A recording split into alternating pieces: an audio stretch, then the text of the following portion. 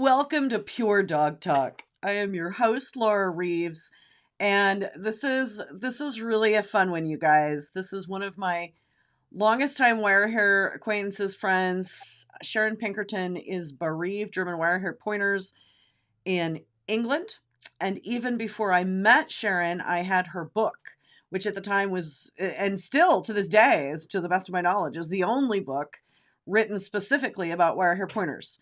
And so I had read the book before I even met Sharon. And so this year, I am very excited because I get my bucket list. I'm going to Crufts, and it coincides with the time Sharon is actually judging. She's judging Spinoni at Crufts, and also you told me the other one, I forgot now. It's the Breeders' Final competition. Yes. So tell me what that is before we even get into everything else, because it sounds very cool. Yeah, it's a competition that started a few years back, and it's ran at all our championship shows throughout the year, by group, and then it's on a table, top 50 breeder teams, and they're up to a maximum of 4 dogs that breeder has bred. Don't need to be in their ownership, but they have got to have bred them. Okay. And then it's basically the top 50 teams of 3 to 4 dogs are all prejudged in the afternoon in one of the outside rings so that people can come and go, and then they all collect in the Best in Show ring at 6 p.m. on Friday night, where I then step onto the green astroturf and make my selection. Oh my gosh, that is amazing. I just can't stand it, and I'm going to get to be there to see it. Yeah, absolutely. You must be. Yeah, you've got to be there. I am definitely going to be there. Okay, so let's go back. We'll go back to the beginning. Tell us the 411. My audience always loves the 411. You've been breeding wire hairs pretty much since birth, yeah? Yeah, I had my first one when I was at school, towards the end of my school years, but up to then we'd shown greyhounds and cocker spaniels, as English cocker spaniels, to a much lesser degree. But the greyhounds, we were quite successful, but it was just, I liked them, but it wasn't the breed. Still didn't really know what the breed was, and then I could just remember seeing a photograph in a book once, and it was the wire hair pointer, and it was like, yeah, that's the sort of breed I think could be fun. But we hadn't got any in the UK at all. There was nothing. So for several years it was just a pipe dream. And so when was this, Sharon? Like early 70s? Yeah, early to mid 70s. Yeah. And of course we still had quarantine, so it was not an easy task to think, right, we could just pop across to Europe and buy something.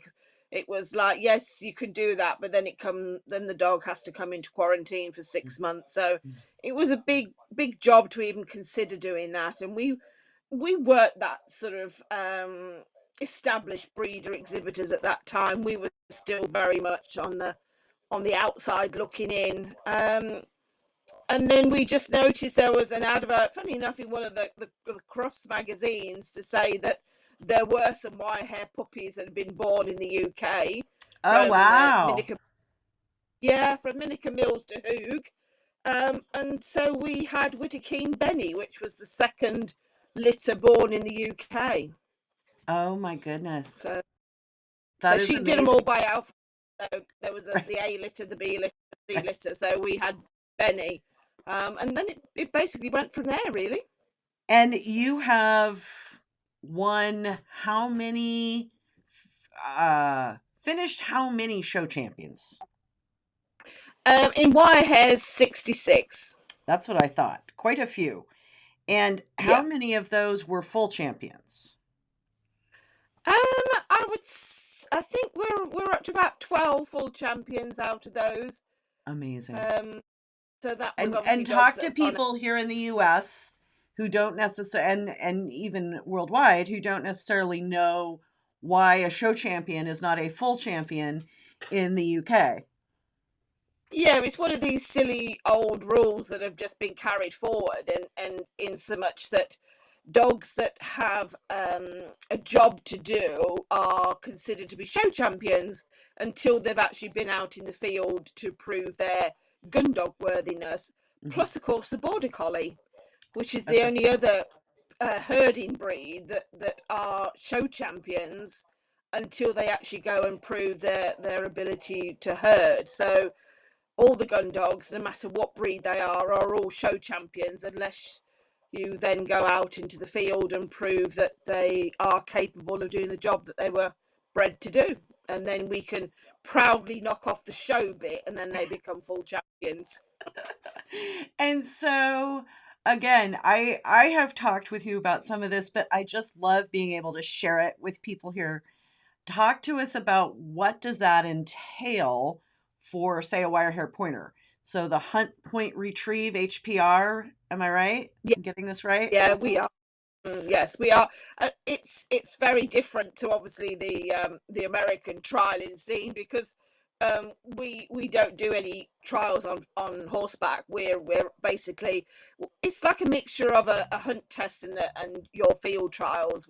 Hmm. We everything we do is on foot, and we're just very lucky that we have land made available to ourselves that we just set off in the morning and we just keep walking and you might be lucky enough to get birds on your beat as such and maybe not, so your dogs are then expected, if it encounters game, to hunt, point, keep them on point until the guns are in place, produce on command, be steady on command, and then retrieve on command. And also the bird is actually tested for damage. So if there's Right. any bird damage, then you're out. Um, and we have to do that at least once and fill our card as such. But we have to run twice. We have to run at least twice in that day. So yes, if you get through it all, then it's a hell of an achievement. And these are not liberated birds. These are just birds that No, happen to live on this property. And so what are your game bird species that you're working with specifically? predominantly pheasants really are still Pheasants. the Okay. the what Yep. yeah, we're not close enough to the grouse moors, and it's a very specialist uh dog you want up there, dogs that are capable of running very big and wide. Hmm. And so I we stick to more of the traditional. I'm out tomorrow with a training group with young dogs that we're doing a hunting, pointing, and flushing day, just because obviously we're technically out of season, but Right. people still need to train their young dogs. So Yep. we're out tomorrow, and we'll see some partridge, but it will be mostly pheasants. And just let the novice dog learn what it's all about without Right. the extra excitement of a shot and a retrieve. We're just hunting, pointing, flushing, steadiness, and just putting that experience into them. And so you have judged at the championship level for a while in England. You have judged the Wire Hair Pointer National here in the US in 2015. Yeah. And and you, I mean, you've been over a couple different times for the national. And so this is your first time judging at Crufts, yes? No, no, I've judged before at Crufts. I judged German wirehead pointers a long Okay. time ago, and Okay. I've also judged Hungarian wirehead Vizslas. But this is been a little while since I've been asked to judge at Crufts, and certainly the first time I've been asked to do anything like the breeder thing, it is still quite a new competition, and up until I'm probably the first true breeder exhibitor that's been asked to judge it. The last 4 years have been top all rounders where they've Mhm. had breeding experience, but they are more considered now to be an all round Mhm. judging person as such, rather than a still a breeder exhibitor. So I feel I'm quite special really to be at that level. That's a quite an honor for sure. On the green carpet and everything. I am. Yes. And so I looked it up, but remind me, what's your entry in Spinoni? I'm 88. Oh my God. It's like the national. Yeah. And I think, talk to us. I mean, I'm excited to go to Crufts just because, Crufts. But but talk to us. I've had it explained to me that it's basically like a national for every breed. Would you think that's kind of Yes. accurate? Having judged the Wirehair Pointer National, would it be comparable for you? Yes, I think it is really, and now because we no longer have quarantine as such, we do get quite an oversea visitors that bring dogs. So Mhm. it very often you'll frantically have a look at your catalogue first thing in the morning and find that you've got some oversea dogs in the entries. Not as a judge, we wouldn't see our I was going to catalogue, say, but you as an can't look. no, no, I just realised I thought I'd better clarify that. Yes, as an exhibitor, you'll look and you think, "Oh gosh, I've heard that name before, but I've never seen this dog." And of course, last year Best in Show, of course, was the Lagotto that come from Serbia. Right. So we it is very you do get some really top notch dogs that come over, Mm. and it just makes us step up to the game, step up and meet them head on and give them a run for the money. They come over to us, then we'll give them a run. I would think that would be the right thing.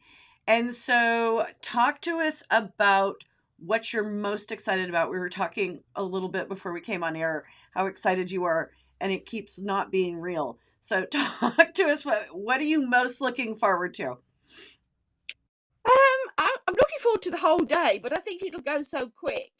I think it'll just be sort of in my mind and my memory for a long, long time because I would like it to last a lot longer, but I think it'll go a lot quicker than I would imagine. But I'm just looking for when you actually see what the breeders thing is.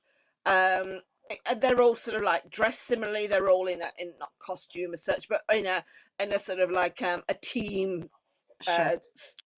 uh, and so it's lovely to see this huge ring and as big as the Best in Show ring is at Crufts, Mhm. it fills that ring. It really does. So I think that's what I'm looking forward to most is actually doing that because I know it's such an achievement to be asked and when I first got the email invite and I opened it and looked and I just thought, no, this is a mistake. You people like me we don't get invited for these sort of things. They're always the big all rounders, the worldwide names, not little old me.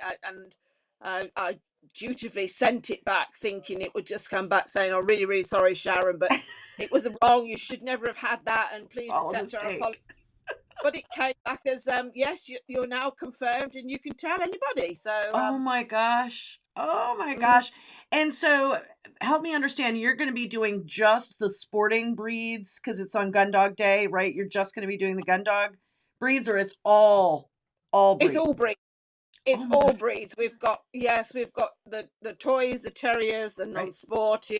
So Oh my it's gosh. the top 50 teams across well, for us all 7 groups. So Right. yeah. Oh my So gosh. I thought I would, in my head, I had it, you were just doing it on that day for gun dogs. That's no, phenomenal. absolutely everything. Right. There's a team of Pomeranians. There's oh yeah, there's right through to big giant breeds and we've actually got 2 teams of Canadian Eskimo dogs, which takes some doing. We haven't got that big an entries, but there's 2 of those teams going as well. So Oh it's wow. yeah. Oh, wow. So talk a little bit because I know you've had a lot of involvement in a lot of breeds that aren't wire hairs. I know you had involvement in fauves and wire haired Vizslas and that kind of stuff. Talk a little bit, I mean, for the audience who's coming to watch about your breadth of experience that I think maybe isn't as well known outside your home country. Yeah, I think basically what it was is it was because it was a family thing. Mum and myself, we both showed the dogs. Dad was very much the backroom dad, and he sort of stopped at home and looked after dogs, and so we were able to show. And Mum was probably more interested in the hound breeds. She loved I love the greyhounds as well, but she really loved the greyhounds, and then we had a little dabble in the Basset Faux and the Petite Basset Griffons a long time ago, and they were the sort of breed that Mum quite liked. Um, but we were plagued with noise, typical hound breed, as against the greyhounds that were very, very quiet.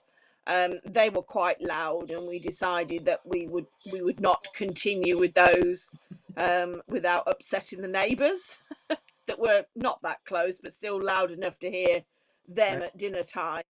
Um, and so I've always had English cockers. That's Hmm. always been the breed I've always had. And the wire hairs pretty much was my idea. But I've just been very lucky having lived with mom for a long time. She taught me everything she knew about handling. And so I was not necessarily a professional handler. I also ended up helping people, Hmm. and I've shown a lot of other breeds for them because I just enjoyed the competing side of it. We don't have such a big status of professional handlers like you have back there. Um, but there's always people that don't actually enjoy showing their own dog. They Hmm. like the show, they like the social aspect, but they don't particularly care for doing it themselves, and they're Hmm. quite happy to stand ringside and watch their dog being shown by somebody else. So I've shown quite a few dogs of various breeds in that nature. Right. ProPlan is always advancing with game-changing formulas that promote mental sharpness and help extend lives. See what nutrition can do. Purina ProPlan, always advancing. Trupanion is revolutionizing medical insurance for pets by providing the best possible experience to our members. And it's not some space-age dream. It's happening now. We pay your veterinarian directly while you're checking out, and we're the only ones who can, which means you have decisions in seconds, and you don't have to wait for reimbursement. So unlike with other providers, you'll keep more money in your pocket. Ask your veterinarian if Trupanion can pay them directly, because there's pet insurance, and then there's Trupanion. Every time I have somebody from the UK come on, I love to delve into talking about kind of the differences in presentation and the judging system, and it's going to be really on display because we're going to be at Crufts. So let's give everybody a primer on CCs and how we do this. Yes, yeah, it, I think it does sometimes sound very different to you guys, but I don't think it actually is. It's just that what we can do is that we can enter more than one class, which is something that you don't do. So No. um we have age classes, and then we have a set of classes that are on the amount of winning they've done. And Mm, then of course we don't have specials. All of our champions go in our open class against the non-champions, and we the CCs basically is the best male and best female of that entry, and it could go right down to a 6-month-old puppy if they wanted to over champions. And then the reserve is very much like yourselves. hmm It's every other dog in that lineup plus the second in that class Okay. can challenge. But we don't have award of merits or anything like that. Right. It's just literally Right. best dog, best bitch, best of breed, and then on to the group. Right. And I think that, I mean, I've talked to enough people, I followed it long enough, it makes sense to me now. But I think it's really important that people hear it and kind of understand what they're watching for when they're watching Crufts at home in a couple weeks.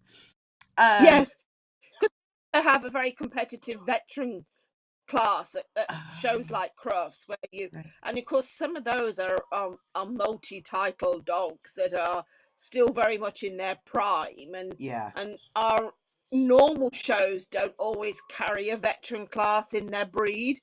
So at Crufts, it generally gives people a chance to maybe enter two champions, because we only have open that they can go in. So then they can have their veteran champion in one class and then their other champion in open.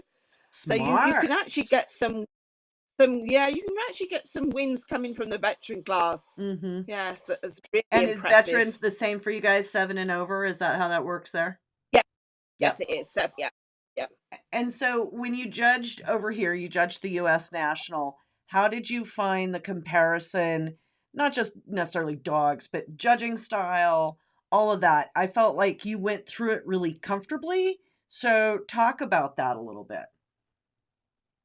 Yeah, I because I've been a visitor so many times, I knew an idea how it went, because it was just as difficult for me to understand your system over there when I first went, and you probably had many questions like, why did that happen and why did this happen? So I had an idea um what I needed to do, and I just did a mixture of obviously following the norm, what your American people were expecting, but also doing some of the things like the movement. I'm very particular. I just want a straight down and back. We over in the UK we have this funny fascination of where everything has to be moved in a triangle, and it's the most hideous movement out.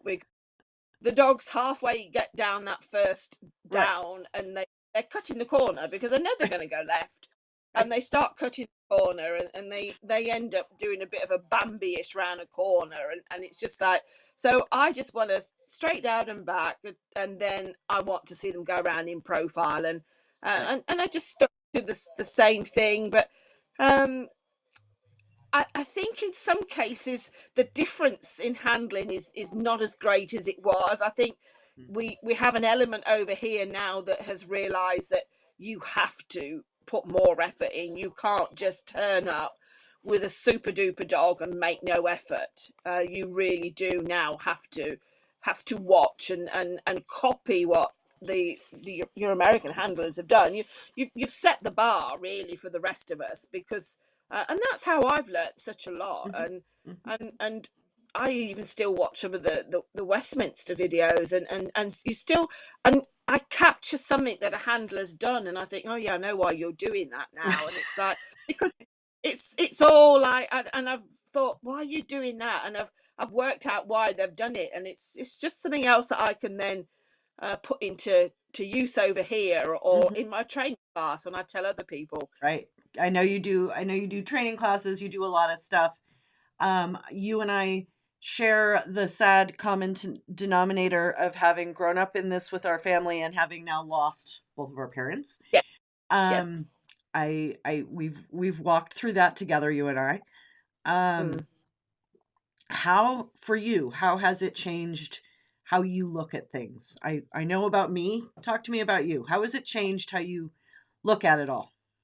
Oh, hugely, absolutely hugely, because it was always a team thing. So whenever we had an idea of what we were going to do breeding wise and why we were going to do it, we would talk about it, we'd discuss it, we'd put it back on ice and think about it for a couple of months and then pick it back up again. And I think that was one of the hardest. I found Dad was very much a supporter with everything that we did, but he didn't understand the breeding concept. For him, we couldn't see why it took hours of our talking over dinner as to why we were going to do this particular breeding, and as far as he was concerned, that would be good enough, but he didn't understand where we got to that point. Mm. And so the first time I bred a litter after Mama died, it was just like, oh well, I don't know. Who can I talk to? This is what I think we should do, Yeah. and I think it will work, but my sounding board was no longer there.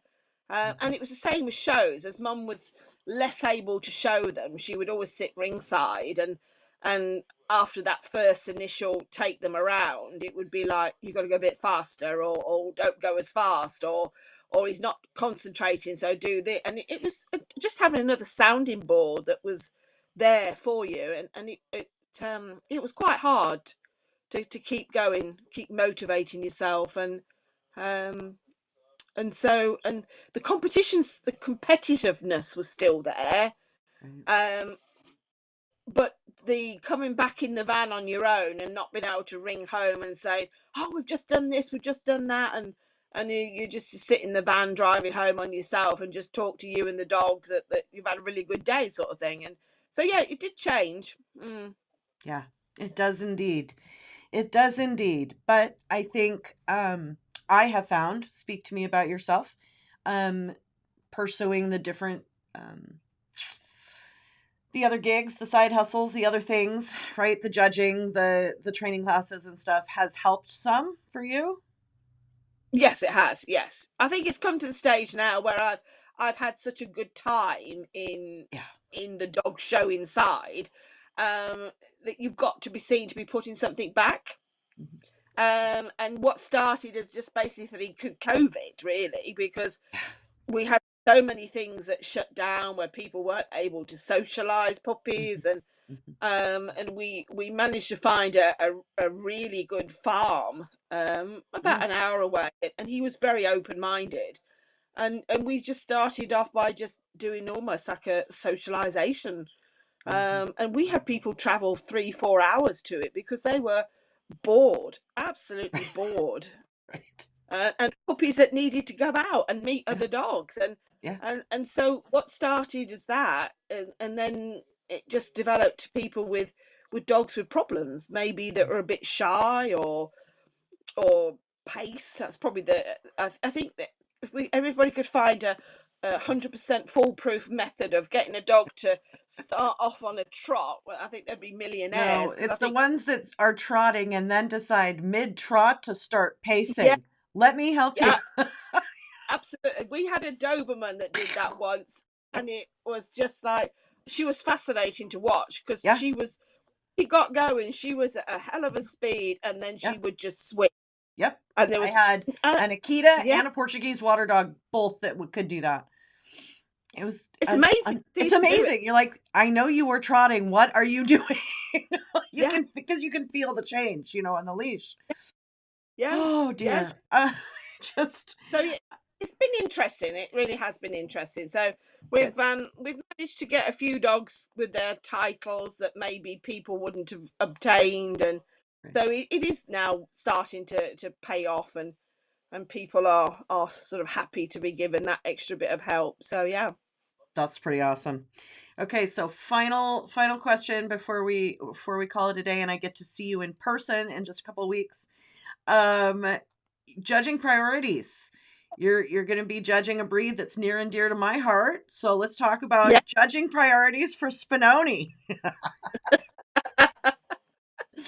Yes, very interesting. I'm really looking forward to it. It's been a few years since I've judged them, and once you get your invite, you deliberately stay away, and so so I'm really looking forward to actually seeing them and just running my eye over them as such. So but once again, you see, there's been a lot more imports have come in, a lot more new stuff. So there's going to be so many different dogs there that I haven't got a clue who they are or how they're bred. So it's going to be really interesting. But they're going to have to move. They're not dogs. They're a gun dog. They're going to have to look as if they can move. And we don't want them over glamorized, but I want them to look as if a little bit of work and at least brush their legs out and things like that. And no spitty beards for you? Is that what you're saying? No, and leg hair. It's amazing the amount of Spinonis I've judged in the past that you just think, well, when was the last time these legs saw a comb? So yeah, it is a dog show. We don't expect them to have the extent of presentation that you sometimes have over there, but I do want to see that some care has been done, and I want to see some muscle. They need to have muscle. They need to have to run. So I'm hoping that's there, along with a really typey dog or bitch, and that'll do me. I love it. I am super excited to see all the dogs personally, in both Wirehairs and Spinoni. So I can't wait. I'm very excited, and I will see you soon. Yeah, not long. I know I have to start packing. I'm not even sure what to do.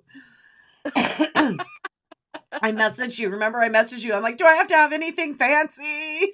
No, definitely not fancy. Just comfortable. Just comfortable. Yeah. I've got all my comfortable shoes packed. I'm ready to go. Yeah, the biggest problem really is the crowds. Is because you know where you want to go. And sometimes you just look at these crowds and you think, oh my God, there is a tip, and you can do that. The fact that you're not got a dog, and that's walk through the plaza. Don't try and walk all around the halls because they're like a little U shape. So basically go from hall 1 into hall 3 or to hall 5 and cut through the middle. Save your legs miles. There we go. There's our pro tip for the day from Sharon. All right, y'all. Have a great day. Sharon, I will see you on the other side of the pond here in a little while. All right? It's all right then, Laura. See you soon.